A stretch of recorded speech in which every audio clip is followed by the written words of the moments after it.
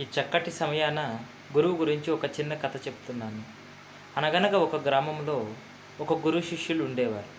ఆ గురు శిష్యులు ఎంతో వినయంగా, విధేయతంగా మరియు ఎంతో మర్యాదగా, గౌరవంగా బతుకుతున్నారు. అటువంటి గురు శిష్యులు ఉండేవారు. ఒకరోజు శిష్యువు తన వివాహ పత్రికను గురువుకు ఇచ్చి, గురుదేవ, నా వివాహం నిశ్చయించి ఉన్నారు, మా వివాహానికి విచ్చేయండి అని గురువుకు వినయంగా విన్నవించి వచ్చారు. సరే అని చెప్పి గురుదేవులు వివాహముకు వెళ్ళి వివాహం చక్కగా చేసి ఇంటికి వచ్చారు.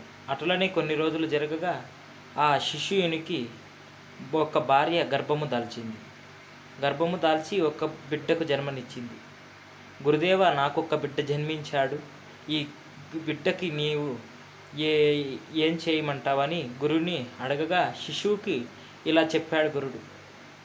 శిశువా, ఈ యొక్క బిడ్డను తీసుకెళ్ళి మట్టిలో పూడ్చిపెట్టు అని విన్నవించాడు. సరే గురువు అని గురువు ఆజ్ఞను శిరసా వహించి ఆ యొక్క శిష్యుడు తన బిడ్డను ఎత్తుకెళ్ళి మట్టిలో పూడ్చిపెట్టాడు. సరే అని ఇంటికి వచ్చి కొన్ని రోజులు జరగగా మళ్ళా గర్భము దాల్చి మరొక బిడ్డకు జన్మనిచ్చింది.